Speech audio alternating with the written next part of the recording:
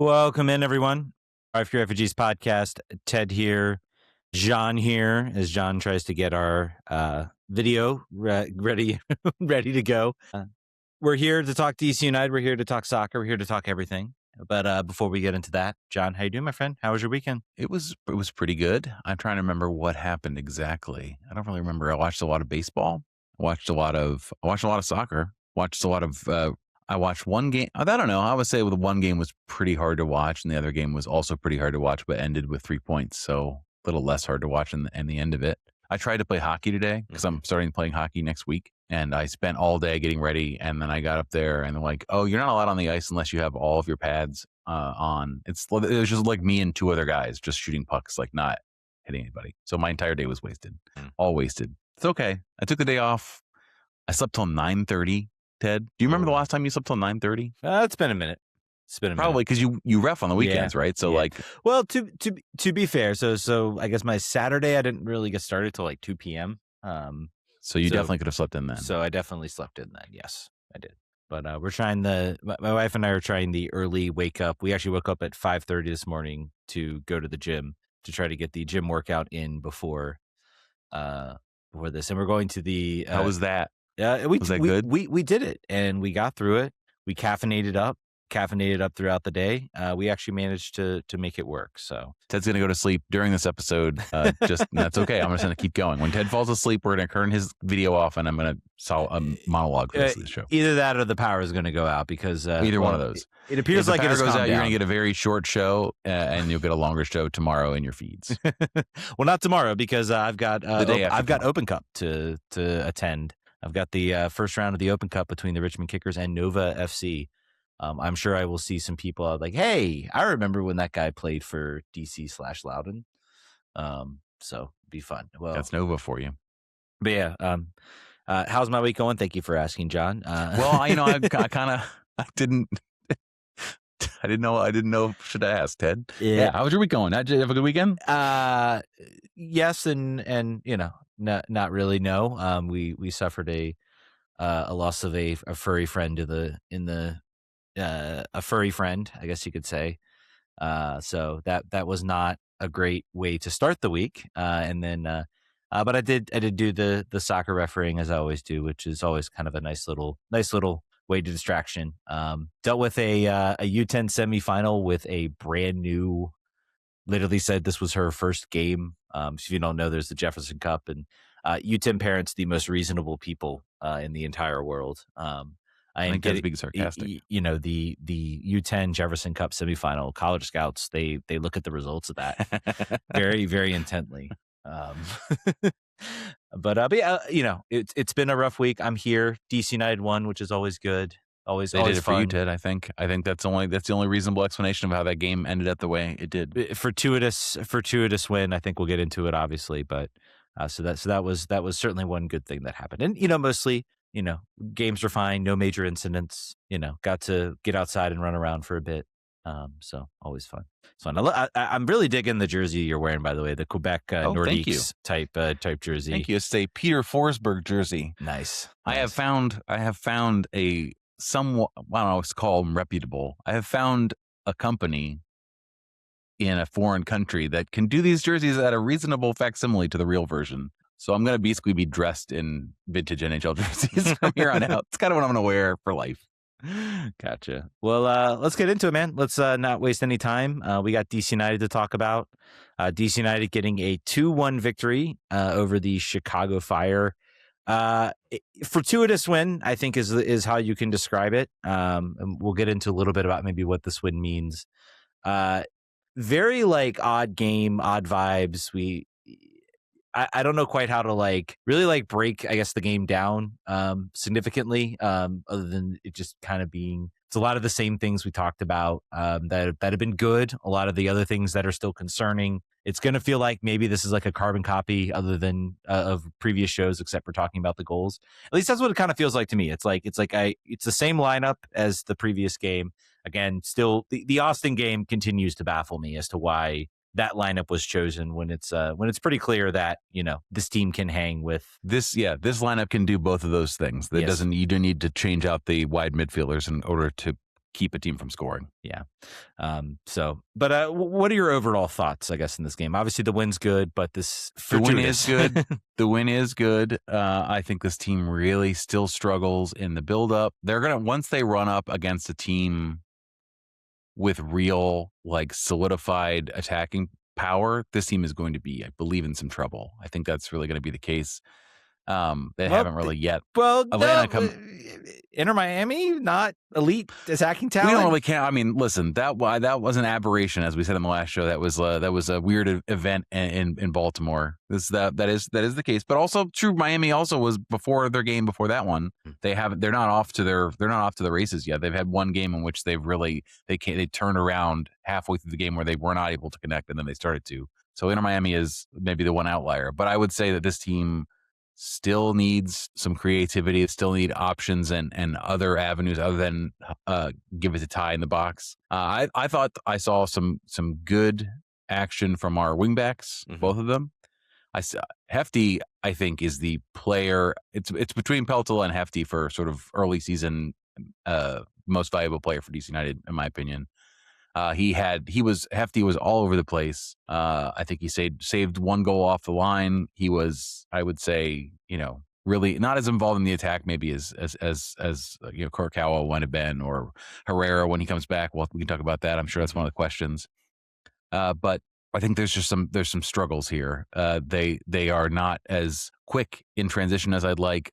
I think Pirani still, oh my gosh, is a big problem. There are like 9 to 12 questions about Pirani coming in from listeners about how horrible he's doing this season. Which, as the OG Pirani hater, I feel like this is good. I feel like we've returned to normalcy. There was a weird period where he was good for like 4 weeks, and everyone's like, "Can we give him a 5-year contract? Can he be a DP yet?" So he continues to be the place where really 1.0 XG opportunities go to die. Yeah. You talk about it. It's just like, it's really what's interesting is that he's really just, he's such a non-factor in any play, any attacking buildup. He gets the ball. I think there was one moment where I thought, okay, well, maybe he found an opportunity. But there's literally just like this massive black hole when it comes to like creativity. Hopkins is able to do a little bit kind of from his right back position. He's able to connect. Try to Hopkins' worst game as a professional with a big old exclamation mark next to it, unfortunately. Yeah, with the handling call, which is unfortunate. I thought Peglo was pretty good in this game. I think he was lively as far as like creating chances. Again, nothing super fantastic, nope. But Pirani, again, just like there's not anything you can point to as far as him being a creative force. He's not able to get in the offensive third. Luis is injured. Apparently picked up an injury. I think the Romanian media is reporting he might be out for the international break. It seems like it's some sort of muscle type injury. It's great when the Romanian media is pipping because there's very few people traveling with the team to get the scoop on the injuries. But that's what we're at right now, at least that player. Yeah. But so like overall, like defensively, like this team is like showing to be pretty solid. I do think Chicago maybe left DC a little bit on the hook on a lot of things. Kai Rawls especially, I think had a Bartlett type performance where he wasn't punished, unfortunately, or fortunately for him, I guess. Bartlett had 2 really bad moments and got punished by Inter Miami. Rawls especially got turned twice on basically the same exact play. And very luckily, like, did not give up a PK. Like when that whistle went, I think it was like middle of the first half, and we were all thinking, "Oh shoot, PK!" Like no doubt, penalty kick, absolutely. And then the ref gave a yellow to Zickernagel, I think it is, for simulation, which is very, very wild. And it was honestly the correct call, like just like ballsy type call. It'd be very easy for the referee to be like, "Nope." You could just say no and move on. No call, no foul, but like he literally said, "Nope, that was actually that was a simulation decision." Yeah, a very convinced of himself. In a world of VAR, there aren't a lot of people that make those kind of decisions at the moment. So it's really wild, though. They could talk about how good Hefty's been. Like he has been. I am waiting for some acolytes to come in for him from sort of the national media, to talk about how good he's been in that position. able to push forward, even had some connecting moments in this game. Service was excellent as far as like putting the ball, this team is going to need crosses. He was very much like able to kind of push forward, contributing while also checking back. I think maybe if it's not for Peltola getting the goal, probably a man of the match type performance from him. And that goal by Peltola, not a one he's going to pin on his wall, but they all count, right? I keep looking back. He was trying to like side foot that to Caden Clark, wasn't he? I'm pretty sure it certainly did not look like his laces were going through that ball. I think he was trying to hit it like a little fast to like Caden Clark, and then just took a like very fortuitous deflection into the back of the net. Love it. But yeah, you talk about the offensive like first half. There was hardly anything. A lot of like possession and ability, I think, to sort of like keep the front foot and like sort of to try to test the defense. But just like block shots after block shots. I have to look, there had to be at least 4 or 5 like actually like block shots. Not able to really get much into the box of note in this game. So I was gonna see 4 shots on target. Only one really big chance I guess we got from this game. I was gonna look at the first half especially. But yeah, and then goal wiped off via VAR. I'm sure some people might disagree, but yeah, that was kind of I thought that was pretty nailed on decision. Yeah, it's a tough one to make. Continuing Jackson Hopkins is no good, very bad day. Yeah, just kind of sitting in this thing. It's almost a 1-0 game, and that really was kind of the only chance, real significant chance that DC had in that game in that first half. I don't know. Anything else you had to have to really point at as far as that first half, or not so much. I think 0 goals was right, other than obviously the one drawn off. But that to me even felt kind of out of nowhere. Yeah, it really did. But it's nice to see them. I mean, get some opportunities off set pieces.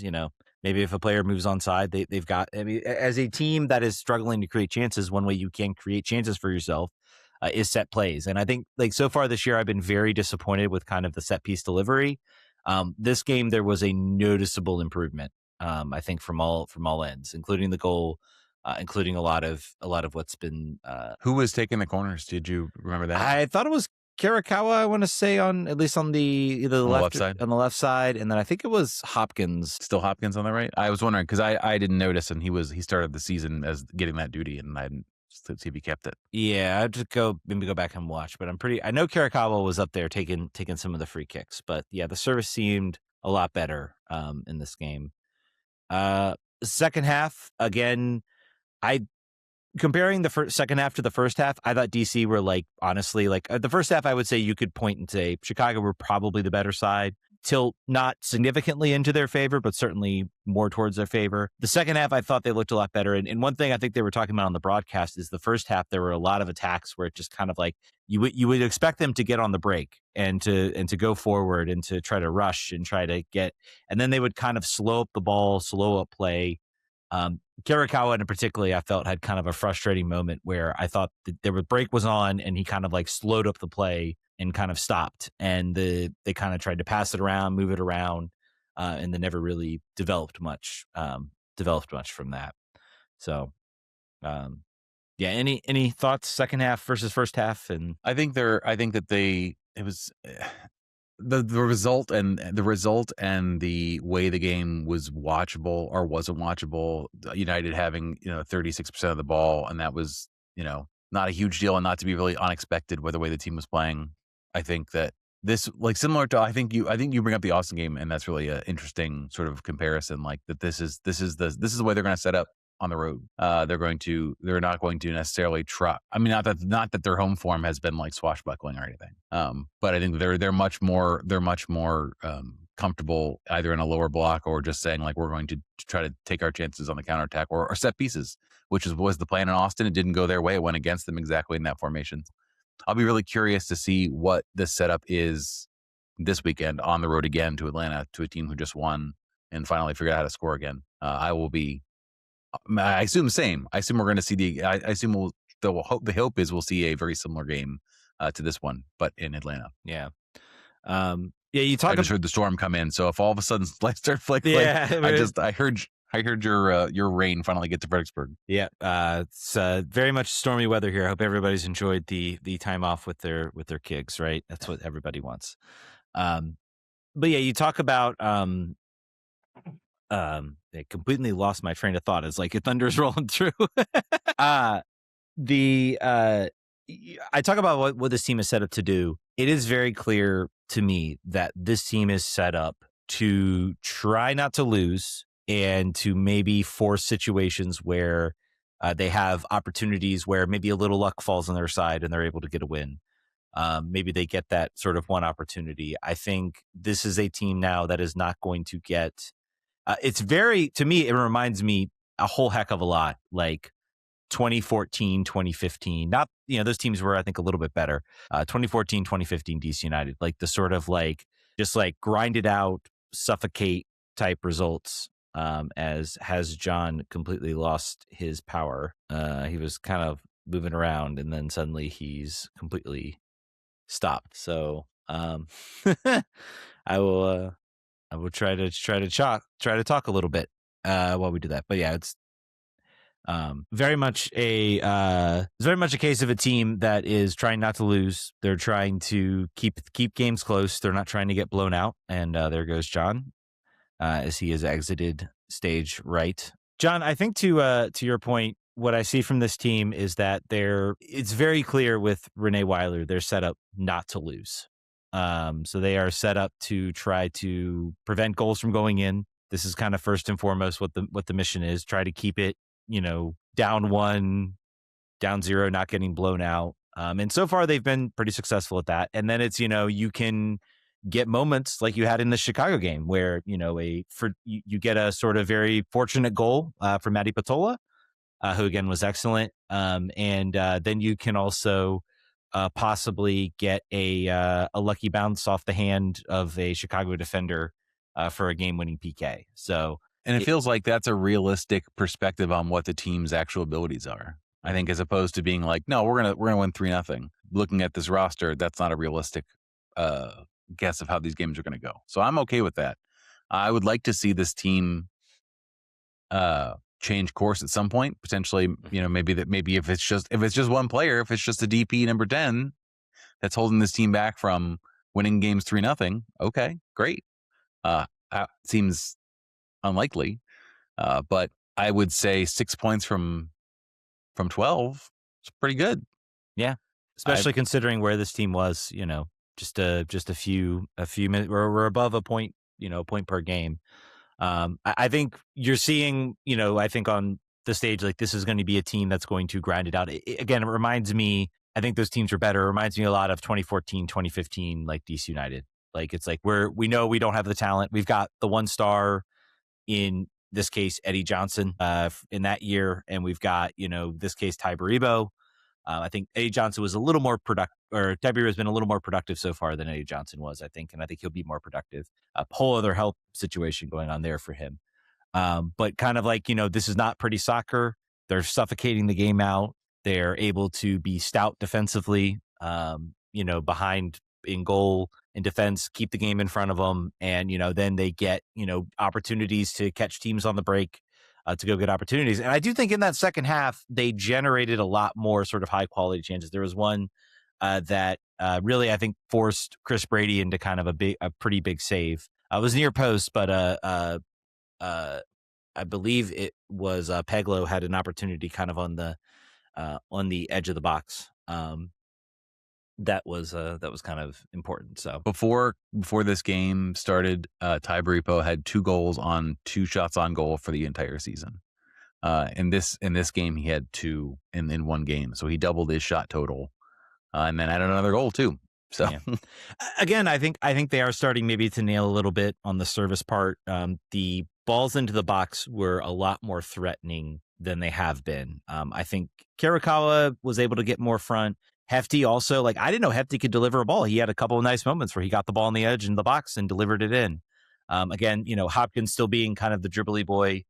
I don't think he had a poor performance. I think the handling is unfortunate. If it were up to me, like that type of call would not return into like an automatic goal. Penalty kicks are silly. We need to do away with them as we know it. We need to come up with a fairer system to judge PKs. But then I'm also not going to complain. You're like the Dave Johnson, except it's not the offside rule. It's for handballs. It is the PK rule, and I can do a rant. I can do about Patreon exclusive rant.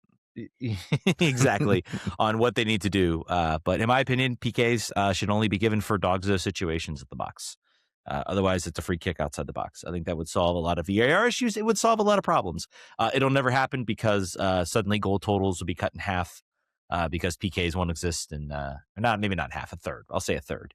And so that would be a little more difficult, but I think it would lead to better soccer. But anyway, so obviously talk about Hopkins, unfortunate handling call in the box. Not much you can really do about it. His arms open. I was trying to look like whether he got his head on the ball, because there's an argument if you're trying to clear the ball and it comes off your hand, you get a little more grace from officials with regards to that. But I believe it's kind of straight down, hands away from the body. Pretty clear PK. But to the team's credit, they sort of battled back and, kept looking to generate chances, opportunities. And they get a goal from Matti Peltola, his first goal for DC United. So capping off a great performance from him. We haven't really talked about him. What have you made of sort of his performance so far this year for Matti? Yes. We love him. We're giving him flowers here. I would say this team is not able to do this act of keeping games close and sort of, Rene said this team had no interest in playing through the middle. They wanted to hurry up and get the ball into the attacking third. But I think that his play there keeps teams from even thinking about doing that. He's done really, really well in that spot. I think it's been like I don't want to call it like a warp speed jump from where he was, but it's a continuation of the end of last season. And I think he's a player that, depends on how much eyeballs get on MLS and DC United. He's a player that someone could take a look at and want to leave, want to have go somewhere else in the summer, depending on where this team is. Yeah, I'd be very curious. Why. I believe he's here. He's here through next year, right? I believe that's what his contract. Maybe there's an option in there somewhere. But this is a player. I mean, again, I've sang his praises for a while. He's a player, and just the consistency out of his performances, I think, is worthy of note, because I always saw there would be these little flashes of like what he could do, his ball recovering ability, his passing ability, his ability to, make sort of smart decisions, to kind of run the center of midfield. I think it's very clear, so all those moments kind of existed, and we got flashes of them in 2024, but it was never consistent. It was never like a consistent stream. Now we're seeing like every single game, he is like one of the best players out there. Yeah. He's able to cover just massive amounts of ground in the midfield. He's able to push the ball forward. And I think he, again, gets rewarded, I think, for what he's doing with a little bit of offense and getting a goal. So yeah, again, fantastic for Matti Peltola. Been one of the really big bright spots. I'll even sing some praises of Cervania. I thought Cervania actually did some nice things. It was a bit of an industrious performance. I thought he was a little more active in the game. Again, that's an area I think this team still needs to improve. But overall, he was not like a ghost in this game, like I feel like he's been for a lot of the season. Pirani put on the ghost hat for this game. Yeah, again. Let's lead us to our first question. I don't know if we really want to break down like much. The goal was weird. Handling call, kind of weird. Obviously, we have the situation where apparently something was said to Ty Baribo that was on the naughty side. I don't know I think, and I thought that Jason Anderson on Greenland Soccer made a really good point there, that Rene Weiler was basically like, I don't want to talk about it. I don't want to give it the spotlight. We should just move on and play. And then Jason was like, well, we tried that with like racial abuse, and that didn't work very well, and it didn't stop it really much. So maybe that's not necessarily the way to go about things. I think that it's good that eventually, after Ty continuing to freak out, the referee finally took it seriously. All right, well, let me at least find out what happened, and let people know, and put it on record, whatever the protocol is that we have to do. So it was weird. It was very strange to watch. I think now there's reporting from Jose Umania that it was potentially a homophobic chant that was heard behind. I don't know. I had heard that we have a listener who was there at the game and had said early in the first half, like that was going on the entire game. So interesting that whatever, he suddenly got very set off on that, and they intervened the way they should have. But I just thought it was interesting. It was weird. Our past with this experience is it's a player and it's racial, and sometimes it's been on our team. Usually it's been on our team. So it was very strange to see how that all went. Yeah. And again, it's the protocol you have to have. I've experienced a situation where a player reported something that was said that was racial. It's an incredibly tough situation to be in because as the referee, unless you heard it, and I've been in a situation where a referee heard it and gave the appropriate designation for the card. But if you don't hear it, you've got to almost put it in your match report. You've got to talk to the coaches, tell them what's said. Particularly if it's another player on the field, you've got to almost put it up to the coaches to make the decision. So it's an incredibly tough situation to be in, especially in a stadium too. I can't imagine in a stadium, that was not the most chock full Soldier Field. They desperately need to get out of there. I think because 80% of the stadium was dressed as empty seats. If they want to find out exactly who said what, with the amount of cameras and technology that's inside of an NFL stadium, that person is cooked. He will be found. Yeah.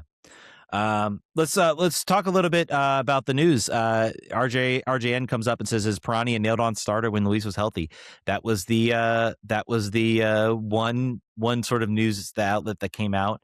I was planning on being on the pregame post and asking about the injuries, particularly a lot of weird Karamoko is still listed as illness and out.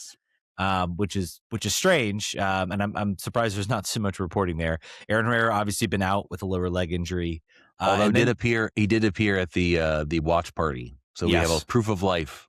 And the team did make him go do a thing, so he's around. That was kind of the spoiler alert that he won't be here. But Luis Munteanu picking up an injury, which is a shame considering he finally maybe started to show a little bit of signs of life, signs of improvement.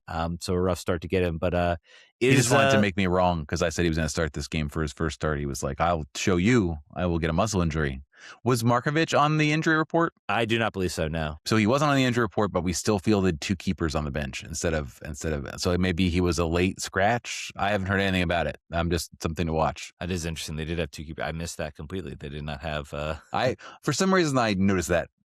I'm very, very attuned to the double keeper on the bench thing. Yeah, I'd be very curious to see. I'm surprised that wasn't a question about what's up with Markovic and why is he on the bench? It's interesting. Continue the report. I have to feel that had to be a late scratch. I can't imagine that being anything else really. Otherwise, why are you gonna put 2 keepers on the bench? Right. But is Pirani a nailed-on starter until Luis healthy? I don't know.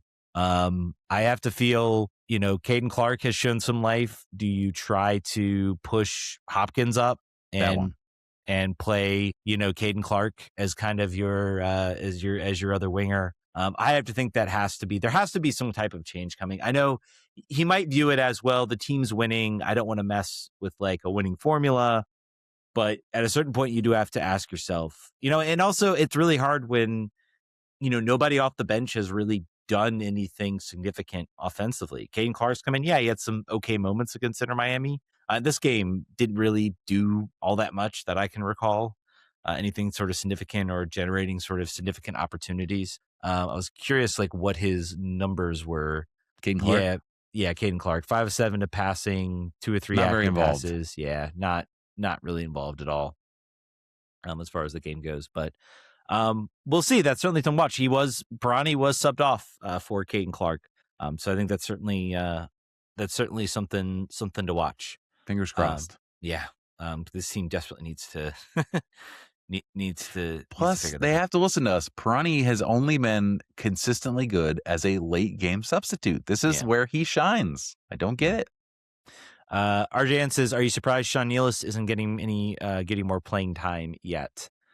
I don't know. I think it's hard when, the deep. I'm not sure, looking at the situation, Sean Nealis is not a fast player either. This guy is not a guy with lightning quick speeds. He's a guy to bring you. I'm not sure, the improvement you get out of Sean Nealis. It's like for like, if it's anything. Yeah, it's more of a like for like substitution. And, so far, yes, Bartlett had a rough game. I thought Bartlett recovered. He's another player I think that deserves a shout out. He had an excellent game, sort of a bounce back type game. All of the types of things that you want to see out of him, the tackling, the physicality, all of the things he sort of brought. It was certainly a bounce back game for him over over the Miami. Inter Miami performance. Yeah. So Aaron Herrera returns to play regularly. What role do you see for him? That's a good question. I still think, I think he still starts over Hefti. I think at his best, he's still he gives you more both ways. I think so. I don't think you put him in the right midfield position necessarily, but he has the versatility, I think, to go either way.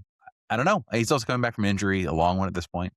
I'll be curious. You can't put him on the bench. He's got to play. Can't not start. I mean, he's benched his star DP to start the season, so he also made big excuses about it, which tells me that there's reasons for it. Wasn't like an attitude bench or whatever. This is when you have a team. Look at the bench and look at the players that come in and the lack of game-changing attacking ability. And he has both. He has that. He's going to create that for Ty. I think you got to find a way to put him on the field. I would say you start him at right back.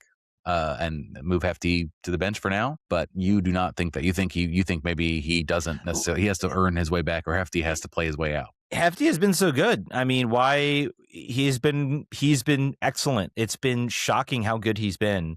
I agree. Excuse me.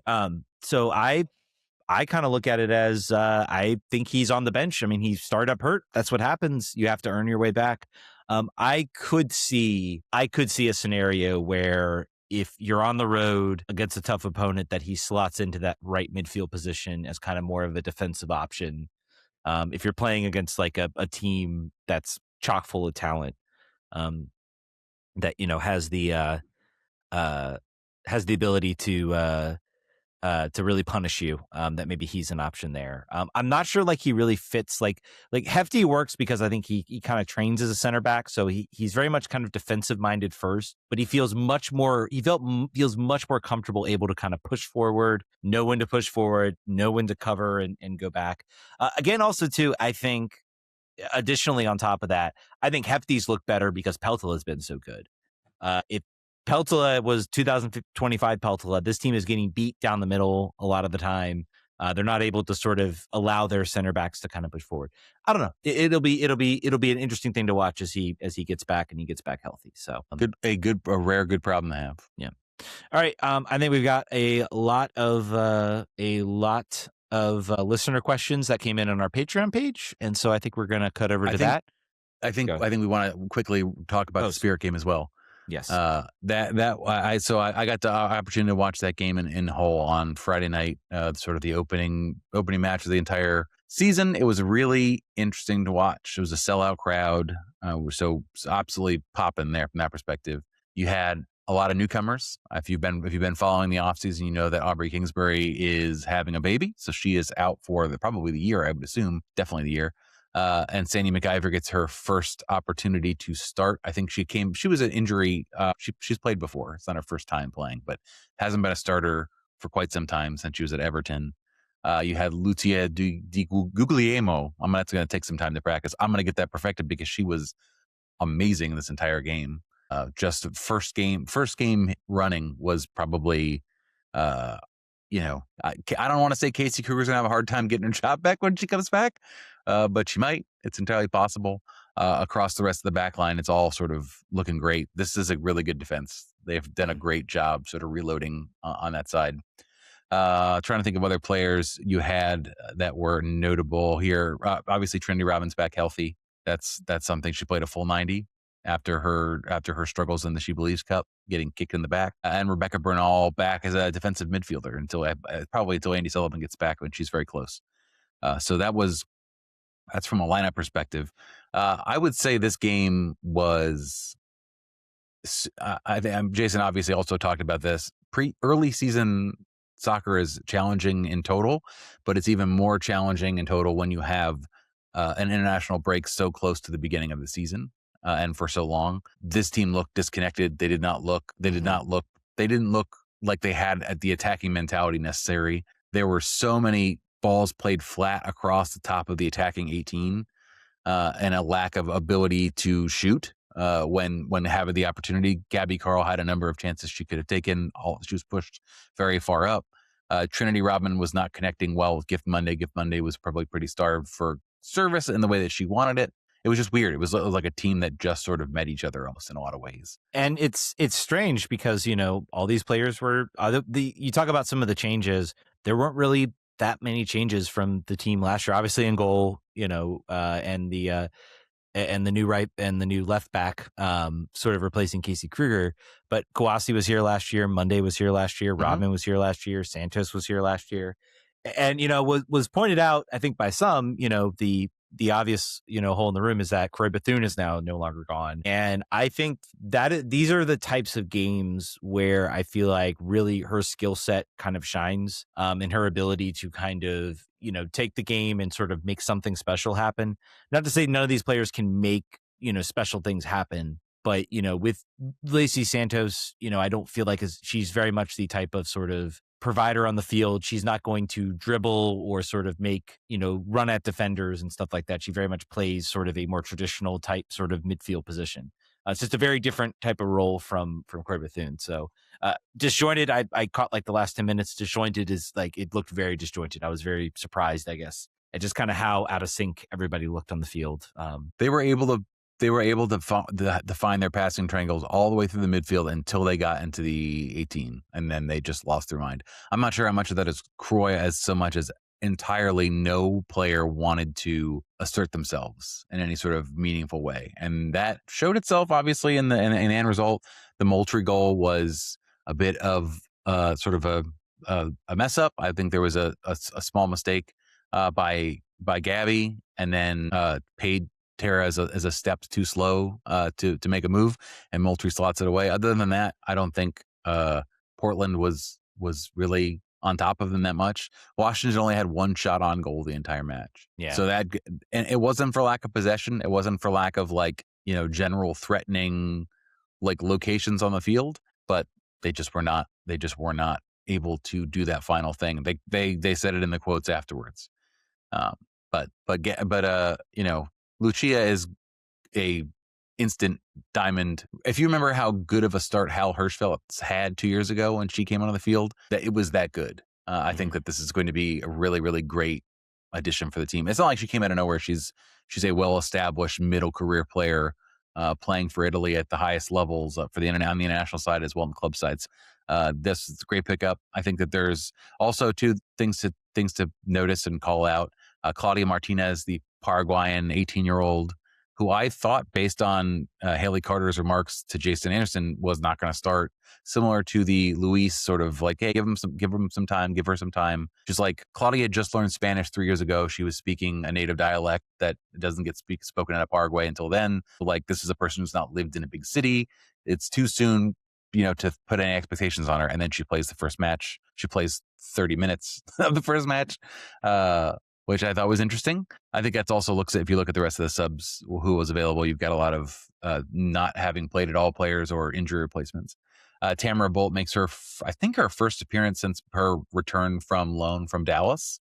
And yeah, I think this was a disappointing. This is a game that Portland was not up to win it, but they did a great job at keeping Washington from winning it. Washington was their own enemy as well, like I have been saying for this entire time, but Portland did a really, really good job of just closing ranks down. After they got their goal, it was curtains, because they were already sort of set up to repel Washington. They did a good job. So it's just a question of it's early in the season. There's lots of games. Should have been 3 points. It's not anywhere near a problem yet. I will see how they bounce back next week. But this was a frustrating watch. Yeah. And, it's definitely, again, early season soccer. How many week one narratives do we have in MLS that just got blown up, right away? So again, I think this team is talented. I think this team will be near the top of the NWSL. I think that's where everybody expects them to be. I think it's just a matter of, and we've seen this team also, they've had frustrating moments, and then the next game they bounce back and they play well. So other player I want to call out SB Morgan also as well. I remember when she got here, I was really certain of her play. She didn't seem to be really confident. And now watching her a year later, candidly, I was not paying super close attention to the Spirit while I wasn't covering them in person last year. Getting to watch her in this game I've been reintroduced to the player that she probably was all last year, and the player that I was told that she was when she came in. So really happy to see that. Like I said, this back line is very, very good. I'm excited about that. And obviously the talent is there up front. But Gift Monday just looked so disconnected that it was jarring, I feel like, for me. All right. I think that's going to do it for the free edition of the show. Please go over to our Patreon page, patreon.com/RFKrefugees, $5 tier, and you get access to all of the content. Millions of questions we're about to answer. Yeah, all the questions we're about to answer. I mean, I posted that at 5:00, and I was like, man, I hope I might be They a know short show. we've trained them. They are very ready. They come correct. Yeah. But anyway, guys, we will catch you guys on the Patreon show. Vamos.